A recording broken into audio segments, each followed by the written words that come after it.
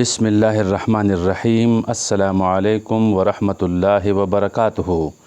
داستان انفو کی طرف سے آداب قبول کیجیے۔ اللہ تعالیٰ کی طرف سے آپ سب پر رحمتیں اور برکتیں نازل ہوں، آمین۔ ناظرین محترم، ایک ترک غلام کی داستان جو ایک بہادر جنگجو، عظیم فاتح اور عالم اسلام کا وہ ہیرو بن کر ابھرا جسے تاریخ کبھی بھی فراموش نہیں کر سکتی۔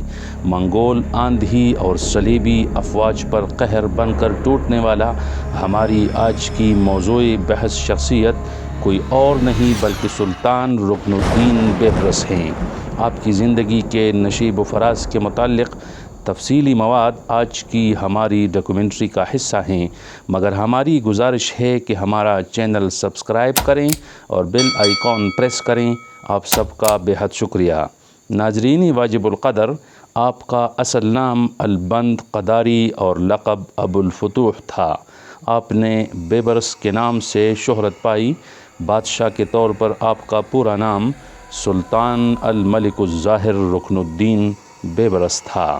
آپ 19 جولائی 1223 عیسوی کو ترکی کے علاقے دشت قفقاز میں ایک خانہ بدوش قبیلے میں پیدا ہوئے۔ بعض مورخین کے مطابق آپ خوارزم شاہ کے ایک درباری کے گھر پیدا ہوئے اور آپ کا نام محمود رکھا گیا۔ اسی دور میں منگولوں نے خوارزم شاہ حکومت کو نیست و نابود کر دیا۔ خوارزم شاہ کے درباری اور آل اولاد غلام بنا کر فروخت کر دیے گئے۔ آپ کو بھی مصر کے بازار میں فروخت کر دیا گیا۔ ایک فاطمہ نامی نیک دل خاتون نے آپ کو خریدا۔ اس خاتون کا ایک بیٹا وفات پا چکا تھا جس کا نام بیبرس تھا۔ اس خاتون نے آپ کا نام بیبرس رکھ لیا۔ اس خاتون کا ایک بھائی سلطان مصر کا درباری تھا، چنانچہ بیبرس بھی سلطان کے دربار سے وابستہ ہو گیا۔ سلطان آپ سے متاثر ہوا تو اپنے زیر کفالت لیا اور فوجی تربیت کا اہتمام کیا۔ اسی طرح بیبرس ایک بہترین کمانڈر کے طور پر فوج میں شامل ہو گیا۔ 13ویں صدی کے وسط میں ہلاکو خان ایک بپھرے ہوئے مینڈھے کی طرح چاروں سمت تباہی مچاتے ہوئے عراق اور شام فتح کر کے مصر پر حملہ آور ہوا، اور یہ کہا جانے لگا کہ مصر و فلسطین فتح کر کے ہلاکو خان سیدھے حجاز پر چڑھائی کرے گا۔ سلطان مصر سیف الدین قطز اور رکن الدین بیبرس کے درمیان ایک معاہدہ طے پایا کہ وہ منگولوں کو شکست دے کر شام میں حلب اور گرد و نواح کا انتظام سنبھالے گا۔ 1260 عیسوی کو عین جالوت کے مقام پر منگول افواج جو لگ بھگ 3 لاکھ نفوس پر مشتمل تھی اور مصری افواج کے درمیان ایک جنگ عظیم ہوئی۔ اس جنگ میں ہلاکو خان کی افواج کو شکست ہوئی اور اس کا سپہ سالار قتبوغا خان مارا گیا۔ رکن الدین بیبرس نے منگول افواج کا تعاقب کر کے انہیں شام سے بھی نکال دیا۔ مورخ لکھتے ہیں کہ سلطان مصر سیف الدین قطز بیبرس کے ساتھ کیے گئے معاہدے سے مکر گیا۔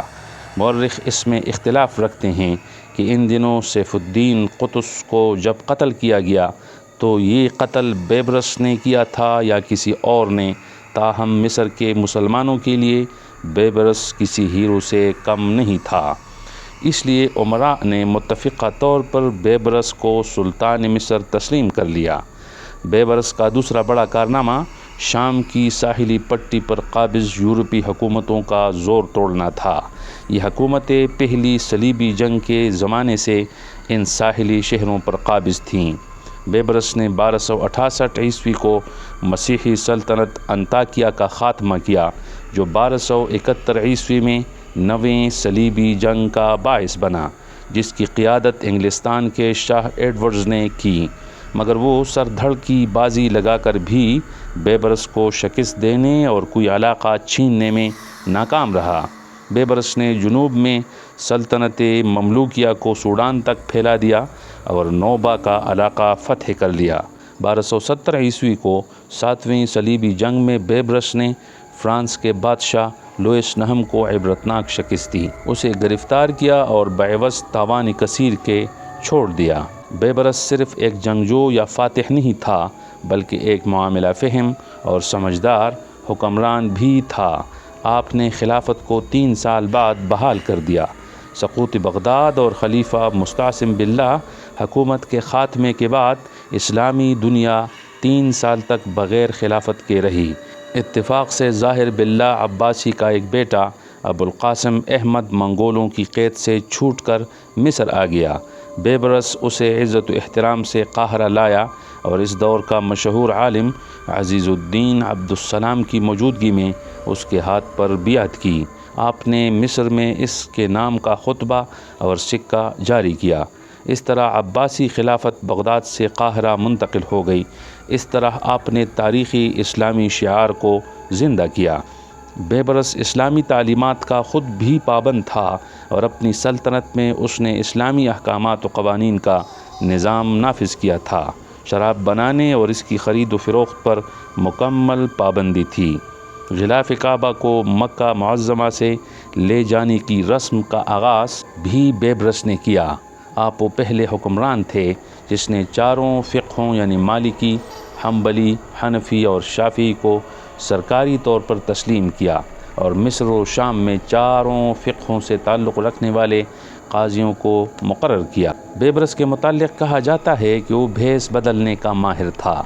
کبھی وہ گداگر کا روپ دھارتا تو کبھی مہمان بن کر دسترخوان پر کھانا کھاتے ہوئے نظر آتا۔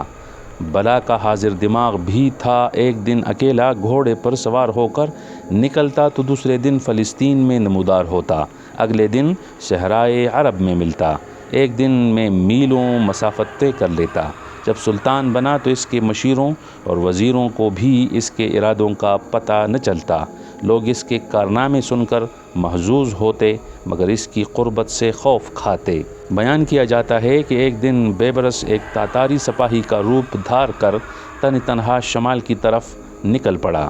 کئی دن سفر کرنے کے بعد وہ تاتاریوں کے علاقے میں داخل ہوا اور جگہ جگہ گھوم کر حالات کا جائزہ لینے لگا۔ نانبائی کی دکان پر کھانا کھایا اور ایک برتن میں اپنی شاہی انگوٹھی رکھ کر واپس آیا تو وہاں سے تاتاری حکمران کو خط لکھا، میں تمہاری مملکت کے حالات معلوم کرنے کے لیے فلاں جگہ گیا تھا، نانبائی کی دکان پر انگوٹھی بھول کر آیا ہوں، مہربانی کر کے وہ انگوٹھی مجھے واپس کر دو۔ قاہرہ کے بازاروں میں لوگ یہ قصہ سن کر قہقہے لگاتے تھے۔ انگریز مصنف ہیرالڈیم اس کے متعلق رقم تراز ہیں کہ مختلف زبانوں پر عبور رکھنے کی وجہ سے وہ ہر قسم کے لوگوں میں گھل مل جاتا۔ ایک دفعہ سلطان بیبرس عیسائی زائر کا حلیہ بنا کر صلیبیوں کے مقبوضہ علاقے میں داخل ہوا اور کئی ہفتوں تک ان کی فوجی مہمات و انتظامات کا جائزہ لیتا رہا۔ کہا جاتا ہے کہ وہ تقریباً 20 قلعوں کا معائنہ کر کے واپس لوٹا جو عیسائیوں کی قوت کا مرکز تھے۔ ایک دن اس نے ایک قاصد کا بھیس لیا اور ایک ہرن شکار کر کے سیدھا انطاکیہ کے حاکم بوہمنڈ کے دربار جا پہنچا۔ جب بیبرس واپس آیا تو بعد میں کسی نے بوہمنڈ کو بتا دیا کہ قاصد دراصل سلطان مصر خود تھا۔ بیبرس کی بیدار مغزی نے جہاں اسے عوام کا محبوب بنایا تھا وہاں اسے دشمنوں کے لیے دہشتناک بھی بنا رکھا تھا۔ معرکہ عین جالوت سے قبل کسی نے آپ سے تاتاریوں کی ظلم و جبر کی بات کی تو آپ نے ہنس کر کہا، انہیں آنے دو، لڑنا صرف وہ نہیں جانتے بلکہ ہم بھی جانتے ہیں۔